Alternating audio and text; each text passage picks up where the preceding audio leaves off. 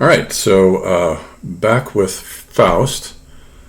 And now, with these next five scenes, the action of the plot unfolds very rapidly. The seduction and fall from innocence of Gretchen. And here they are, Faust and Gretchen, in this first scene, Marta's garden. So we're back in Marta's garden again, as Faust now attempts the final seduction of Gretchen. And so they're walking, and she wants to know what his religious beliefs are. She says, "Don't you believe in God?" And he says, "Well, yeah, I don't." Obviously, he's not going to commit to Catholicism. And Goethe's attitude toward was equally skeptical, Catholics or Protestants. Goethe was spiritual, not formally religious. As we've seen, his religion was nature. And so Faust kind of, the way he sort of dances around the issue is very reflective of Goethe's attitude. And so he gives a little speech here, which is known as Faust's credo. She says, "So you don't believe?" And he says, "Do not mishear me, dear my heart. For who may name him and go proclaiming, 'Yes, I believe in him'? Who search his heart and dare say for his part, 'No, I believe him not'? The all-comprising, the all-sustaining. Does he comprise, sustain not you, me, himself? Are not the vaulted heavens hung on high? Is earth not anchored here below? And do with kindly gaze eternal stars not rise aloft? Join I not eye to eye with thee? Does all not surge into thy head and heart, and in perpetual mystery, unseenly visible, weave beside thee? Fill full your heart, all it will hold with this, and when you're all suffused and lost in bliss, then call it what you will. Call it fulfillment, heart, love, God. I have no name for it. Feeling is all. Name is but sound and fume befogging heaven's blaze." And so he says basically what matters is the attitude of piety and the feeling of the spiritual through whichever channel you want to bring it. That's his way of understanding God. Names don't matter. Whether you call it God, Allah, or Vishnu, doesn't matter. Those are external signifiers that all refer to the same transcendental signified, namely God. And so this is kind of the Enlightenment attitude, the deist attitude toward God. And she says, okay, that's all well and good. And then now he's talking about, so can I come to your bedchamber tonight? She says, alas, but my mother's around, and she'll hear us. There's really no way around it. So then he offers her a little vial with a sleeping potion, and he says, mix this with her drink. And she says, are you sure that this won't harm her? And he says, no, just put 3 drops in and she'll be fine. And of course it ends up killing her. So the body count here begins. And then while she's heavily sedated, and Faust can go have sex with Gretchen, which is what he does, and impregnates her. All of that, of course, takes place off stage. So then we have the next scene at the well, where now Gretchen is pregnant. So this is probably a couple of weeks later. She's probably missed her period, and that's probably how she knows. And here she's talking some gossipy talk with this woman named Lieschen. Gretchen and Lieschen with jars, and Lieschen is telling her about how a girl named Barbara got pregnant nearby. One of their neighbors got pregnant out of wedlock, and this guy is probably two-timing her anyway, and anyway he's gone. And so it was. The footnote says it had been customary in the 18th century for an unwed mother wearing a sinner's smock to appear in church, where she was subject to the abuse of both the preacher and her neighbors. And so Gretchen, knowing that she's pregnant, knows that's what she's in for. A very, very rough time. And here, of course, we have the feminine image of a vessel. And she's at the well. And the vessel is, of course, always a feminine, the container, the woman as womb, container of new life. That's sort of what the vessel symbolizes here. Filling up the vessel is symbolic to, an analog to filling up her womb, which is the case here. So we have these female images twice in a row here. So that's her at the well, beginning to realize just how much trouble she's in here. And then so with the next scene, we have her again with another image, with another feminine valency, here the flowers. So now notice that the vase in this image, she's praying to the Mater Dolorosa, which is to say the Virgin Mary in her role as a savior of women who are in trouble. And so she says a prayer to the Virgin Mary. And once again, now the vessel appears again, only now it's bearing the flowers, the new life. The Annunciation, in a way, it's a kind of disguised version of the Byzantine and early medieval iconotype of the Annunciation to Mary, when she receives the message from the angel Gabriel, who comes down usually from the left to bear to her that she will be the vessel that will contain the Word, the Logos, incarnate as flesh. And there's always a little vase down below by her with some flowers in it, usually lilies, which symbolize purity. So this is a kind of disguised Annunciation scene. And then so I'll read what she says here, the prayer that she gives to the Virgin Mary. And this, of course, also looks ahead to the ending of the play as a whole, when after Faust's death, the Virgin Mary appears as Mater Gloriosa. And there's a similar prayer where Gretchen, in her spirit self, on the other side, in other words, intercedes on behalf of Faust for his redemption. Even though here, he gets her pregnant and ditches her pretty much. I have no doubts that she was in love with him. I'm not convinced that he was in love with her. He just wanted to get laid. And so she says, incline thou, rich in grief, O shine thy grace upon my wretchedness, pierce to the heart with thousandfold dart. Thou gazest up to thy dead son's face, to him in the highest thou gazest, sighest for thine and thy son's distress. Who gauges how rages pain in my marrow and bone, my poor heart's reaching, quaking, beseeching, thou knowest, thou alone.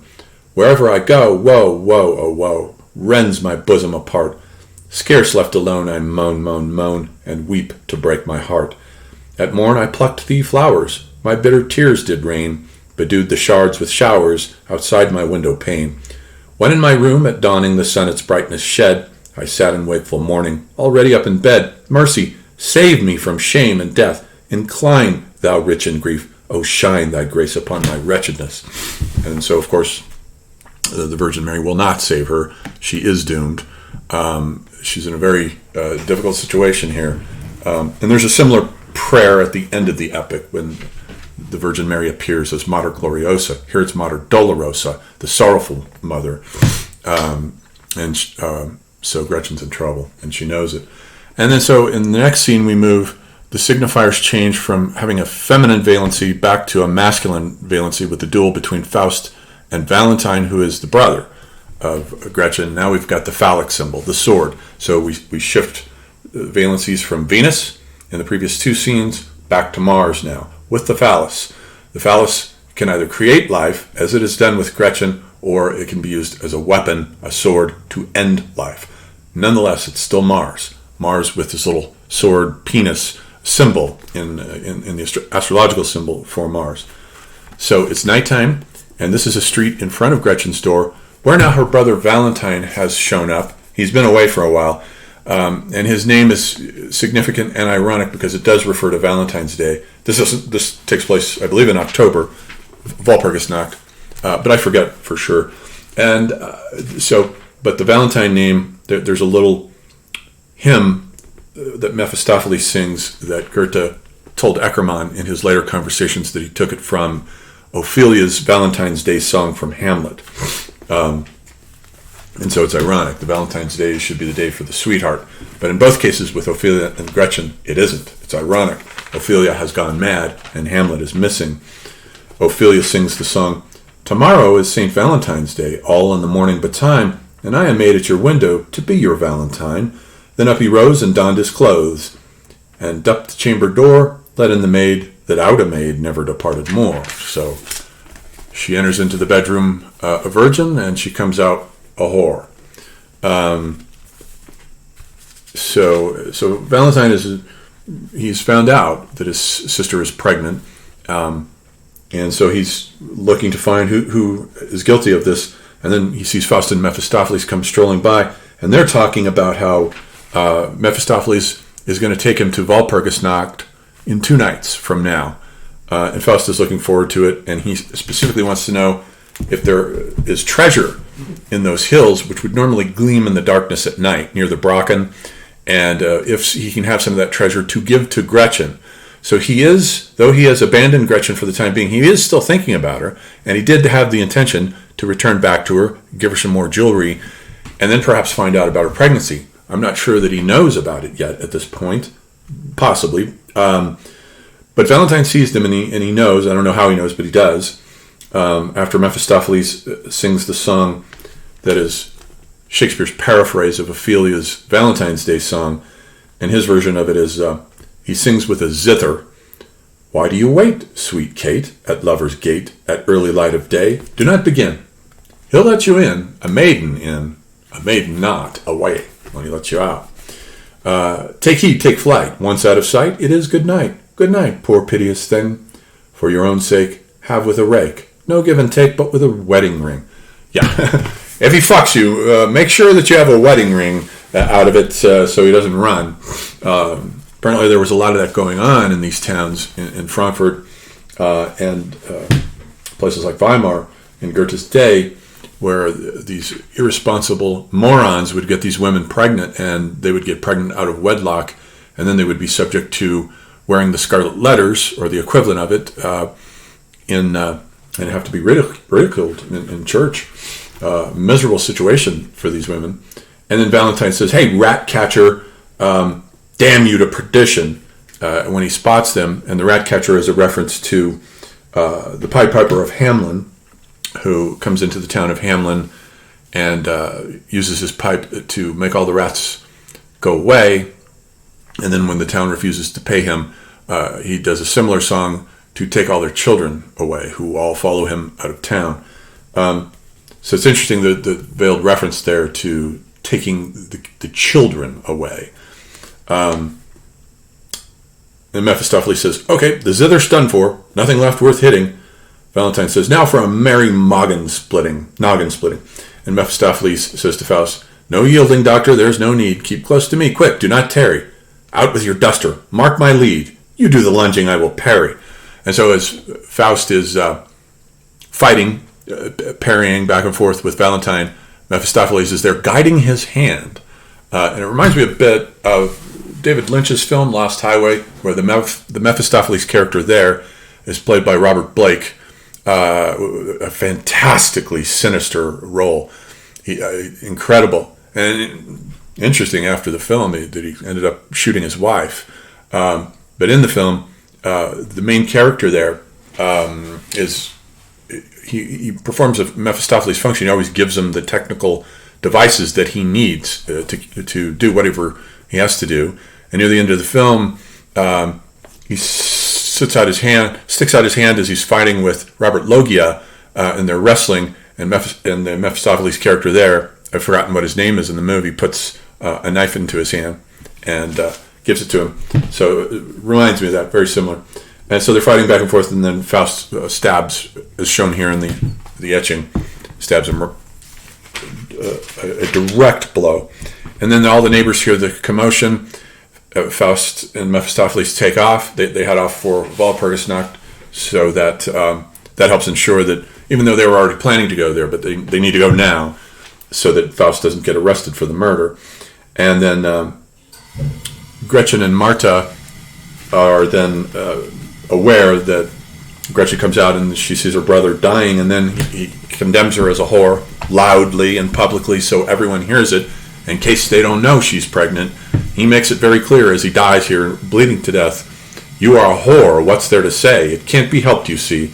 And then she's absolutely startled by this and horrified that he's calling her this as he dies. And he says, call not on the Almighty's name. What's done is done, alas, and past. Now it will go on the way it must. With one in stealth it was begun, soon there will be some in place of one. And when a dozen's been with you, then all the town has had you too. Where once disgrace has made its entry, it is in deep concealment born, and veils of night are diligently about its head and shoulders drawn. Aye, they would smother it and murder. But as it grows, it breaks away, walks naked in the light of day, and grows no fairer as it goes further. The keener light shines on disgrace, the more repulsive grows its face. Indeed, I see the time upon you when, harlot, all good folk will shun you and step around you, lifting their feet as at infected carrion meat.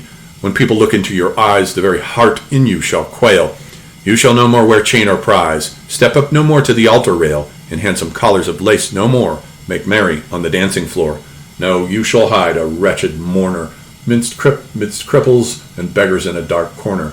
And if God at last your sin forgive, on earth be cursed as long as you live.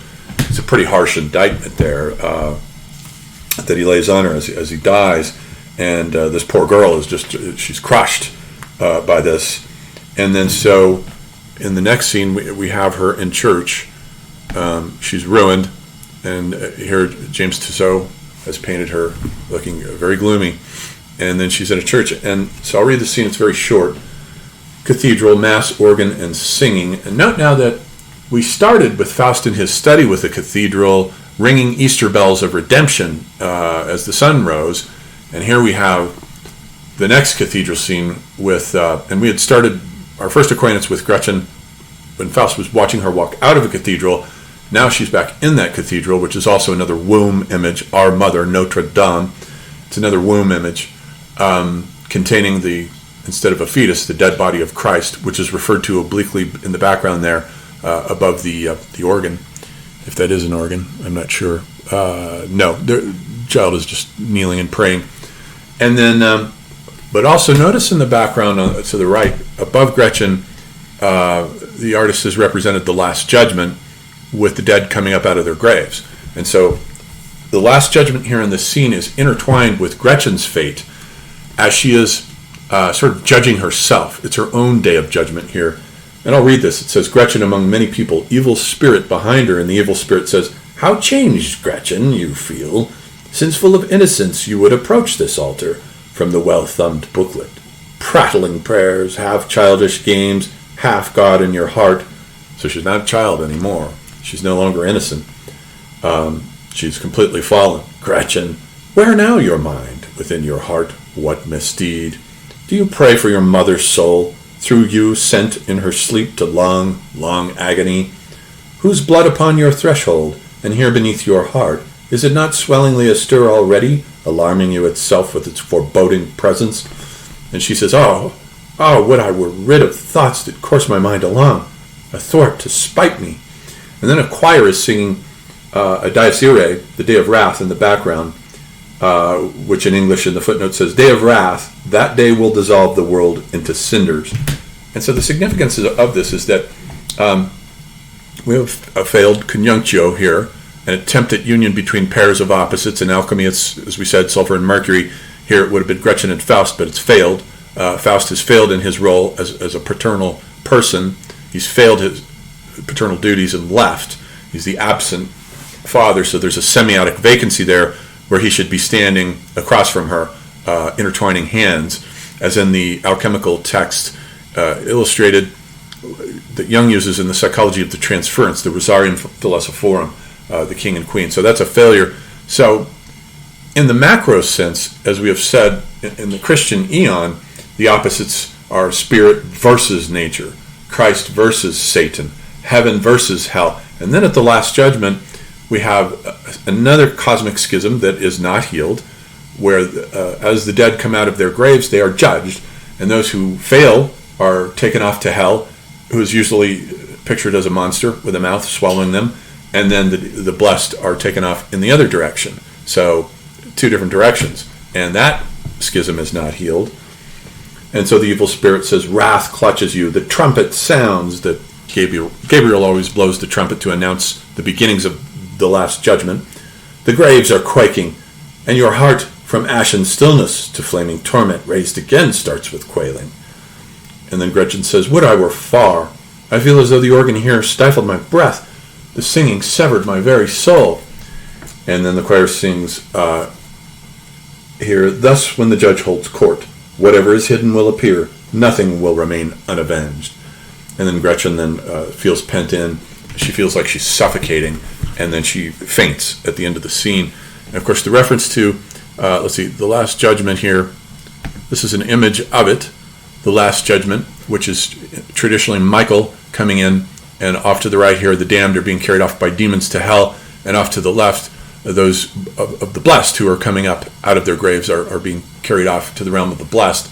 Michael always has the scales that weigh the dead as the judgment of the dead, setting up that difference engine Maxwell's demon reverses entropy in theory by separating the hot particles from the cold particles in thermodynamics. And here we have a difference engine set up at the end of history.